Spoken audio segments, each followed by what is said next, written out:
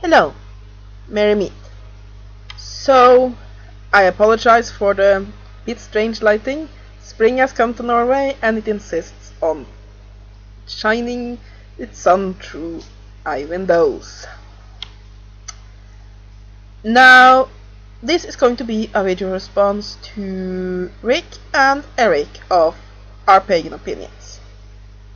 So, it's going to be on the discussion of celebrating the Sabbat for an Immortalist. And thank you for your replies. I'm the one that asked the question in the first place. And for my first point with this video is of course to thank you for addressing the topic on your channel. Now, I think both of you had very good ideas, and I think it really illustrates why the pagan and occult YouTube community is so important, because it is a way to get ideas that you wouldn't have gotten otherwise.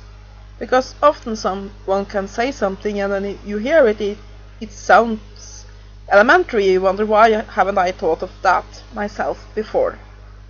But sometimes we just need someone else to say something to make it snap in your head and before you get it.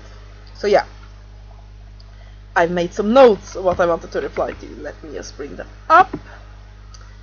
To Rick, one of the points he brought up was that you could change the way you're looking at the Sabbat, and basically not focus on the cycle of life, death and rebirth, but rather look at it as the cycles of life, as the Sabbat and being symbols of the various cycles of life. Because even if you don't physically die, there are still cycles of life. You have periods where life is hard, you have periods where life is good, you have the periods in between, you have periods of intense activity, and then you have periods where little is happening. You have periods of rest, periods of renewal, and periods of stride. And I think that's a very good idea, because then you can take the whole thing away from a celebration of life, death and rebirth, which I have no problem with people celebrating, but which can maybe not be the best for me, and then focusing more on celebrating life and the various stages of life through the Sabbath. And I really like that idea. So yeah, another thing that he brought up was that one can through the Sabbats basically focus on the glory of nature and how nature renew oneself, and through that the glory of life itself. And I also think that that is a good point, because one of my main reasons for celebrating the Sabbath is that basically I want to get a deeper connection with that part of nature. Now, I'm not really on the big out in the forest, up in the trees kind of person, but the way I see it, nature is all around you. You are part of nature. Everything around you is a part of nature, and sort of acknowledging nature and its cycles is a big part of being a pagan. So I really like that concept. So thank you for your replies, because it has really given me something to think about for new ways to structure the Sabbath rituals to make them more appropriate for kind of energies I want to have in my life. And then Eric made some points I wanted to reply to. He said that some aspects of celebrating the Sabbath and the Wiccan Wheel of the Year is conflicting with the concept of being an immortalist, but that those concepts can be changed. And I completely agree that if you just pick up a book and just celebrate the Sabbats right out of them, then some of that will be conflicting. So, because right off the shelf, so to speak, while the Sabbats are a celebration of life and the miracles of life, it is also a celebration of death.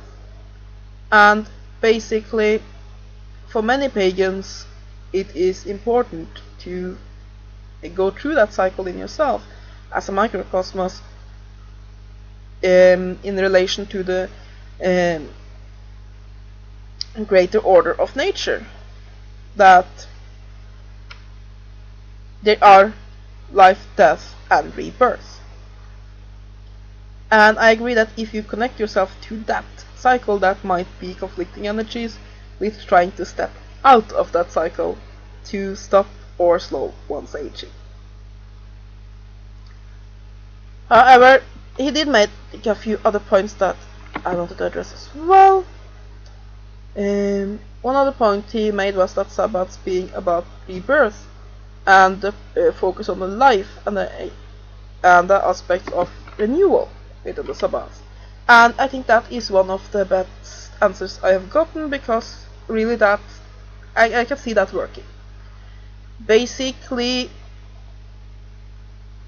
I've made pretty much some of the same arguments with people who say that being an immortalist is evil, because if I succeed, then I trap my soul in this physical body forever, and that then the soul stagnates. And I have said, no, why should it? The way I see it, so the main reason for having several lives, several incarnations, if that's a fate you ascribe to, is that there isn't enough time in one lifetime, that be 70, 80, 90, 100 years, if you're lucky. There just isn't enough time with that to learn everything a soul needs. So it needs to have several lifetimes. Now, of course, there is the aspects that it might need different situations and so on, but those things can be created in one lifetime. For example, you don't need a new life to learn both about greed and generosity. You just need different aspects in your life, different times and different situations in the life you are living. And that one can rather focus, instead of focusing on life, death, and rebirth, focus on the constant renewal that life is. I mean, our bodies are the perfect example of this. There are almost no cells in your body which is the same as it was 7 years ago. You don't have, except for a few brain cells and a few other such things, there are no cells that make up your being which is the same as it.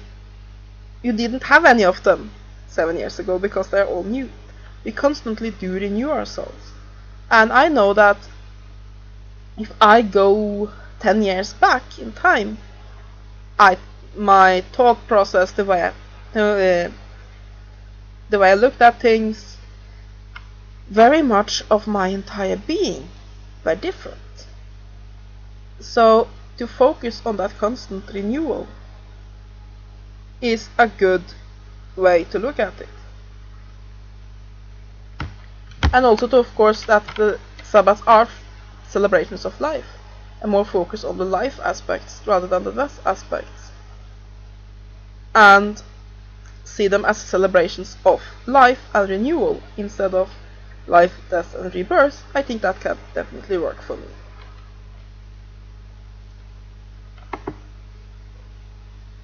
And then he commented that the Sabbats are a circle. They are They go in a never-ending circle, and that one can look at it that way, because a circle has no beginning and no end, and as such it is an important symbol for immortality.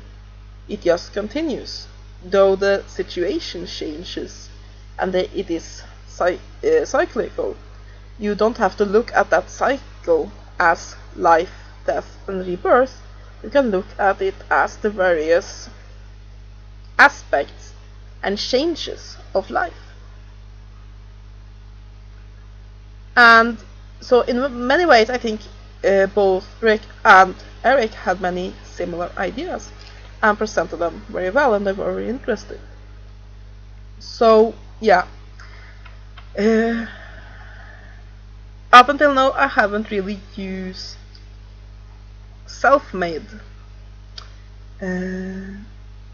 Sabbat rituals. I know, having been practicing occultist for 20 years, and I don't use my own rituals. I do that for a lot of things, of course, but I have really fallen in love with the rituals in Scott Cunningham's Standing Stone Book of Shadows. They are very quick, they're very easy, they have a lot of meaning to me, and I think they work very well for Sabbat rituals for me, but I do have that life, death and rebirth aspect to them, so I think I'm going to go through the rituals I use and rewrite them enough that I can add these new concepts and elements that I've gotten ideas from through your videos. So yeah, thank you again for answering my question. I have really enjoyed your videos, and yeah, I thought I should make a video response. So have a great day, both of you, and blessed be.